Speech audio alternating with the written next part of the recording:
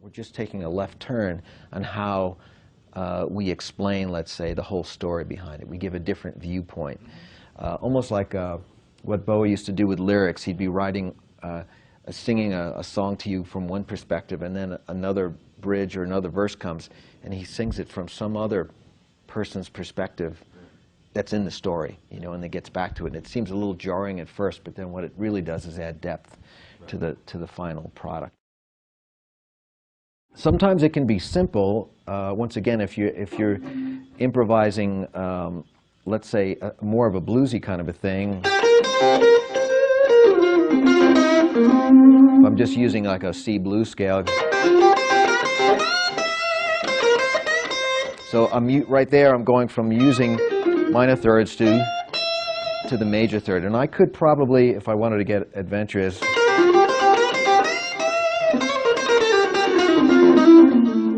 and there I'm just sort of very quickly running through using the major third, the flat 9, the flat 5 there, but landing on something that's a little bit more familiar, the major 6, and then maybe ending on a root like that. Now, I was taught in school that the brain remembers 11 notes, and that if you want to go outside, you can go outside, but by the time you get to the 11th tone, if you want people to feel like you're still in, you got to make sure that note's in. And if you go beyond that, then people basically receive it as that guy's out, he's playing out, you know what I mean? So that's something you can kind of play with. Again, if your structure is minor pentatonic, but you want to just try something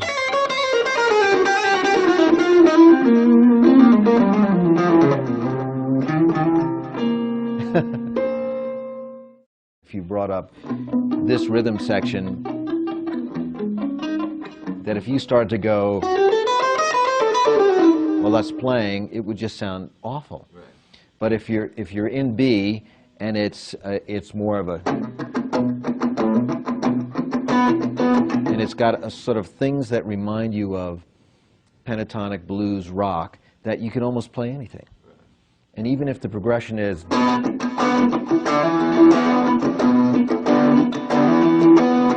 you could start with a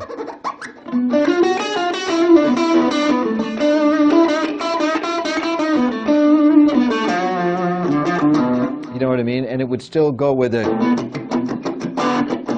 In other words, the scale doesn't necessarily have to match up with the chord progression. You know what I mean? But yeah, others, if you're going, I mean, that's totally different. It's a different style of music, and so it's less accepting of you opening those little doors that you talked about and adding the extra notes, the blue notes, the scary notes. But yeah, Blackmore was one of those guys that would, when you least expect it, you know, over sort of a pedal point groove, yeah. And between him and John Lord, they would be tossing back exotic scales and Phrygian dominant and blues, and you know, somewhere in between the root and the fifth, there'd be a couple of different kinds of thirds in there. Almost minor, minor, almost major, major, on the way to the fourth and the fifth, and in between, you know. And you could do the, you know, and that's the.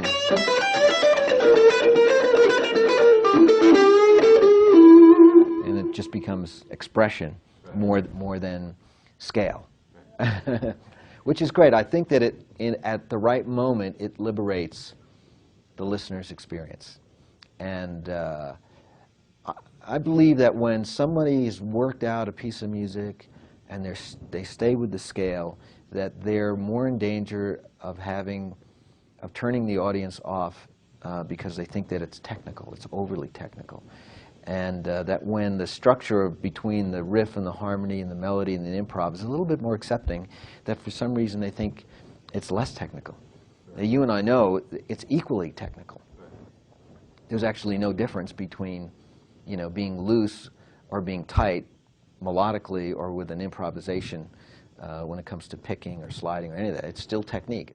But the audience hears it in a completely different way. And I think that's the emotional impact that comes from strict adherence to harmony versus a more liberal adherence to harmony, and how you can improvise over it. It is important to learn all the modes in every key all over your guitar. That's a big order, you know.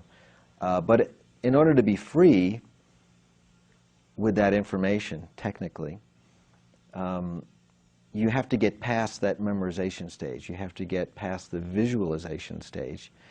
And then you have to get past the whole concept of why you'd want to recognize a modal position that you're in, and then how you would react to it. Again, if we have someone says, I've got this riff, and they say, I just need a little melodic thing on top of that. And so at some point you'd have to say, well, what is that? You know, it's this little F-sharp power chord kind of thing, then it goes to this E minor 7. And you'd say, well, what key is that? You know, and so you have to be, can you go from can you say, what are those notes? Can you recognize what chords they represent? And then the next step is, what key do those chords belong to? Are they in the same key, or is it a shift of key when the chord shift? And then if you add up the notes, you'd say, well, there's just a little ambiguity there, because there's no third being expressed. So that means that's mine to play with. So is it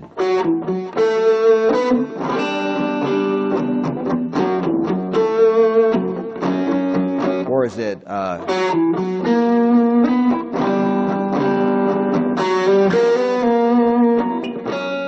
right?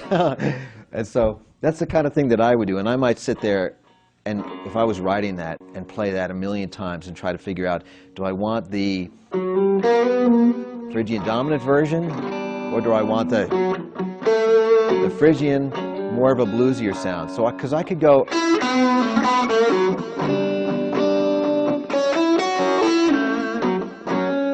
or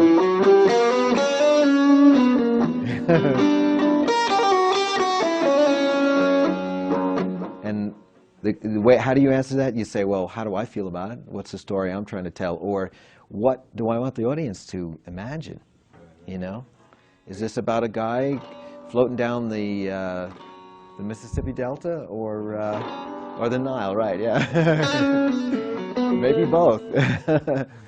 That's the kind of thing, you know, like in a G3 jam. That's what you hear, is where we might arrive at a spot in a Hendrix song where the riff is sort of open, and someone does Dorian, the next guy goes Phrygian dominant, the next guy plays with his teeth, the other guy just makes a noise, and the other guy brings out a power drill, and you know, and it keeps going back, and you can see the depth of the musicality of each player by how they're sort of playing around with this this opportunity that presents itself. And as I used to tell my students, the fewer the notes in the chords, the more freedom you have melodically when it comes to melody and improvisation. And the more it's sewn up, you know, you start to get limited in how you can get outside of that without running the risk of people thinking you're just playing out for the effect of it.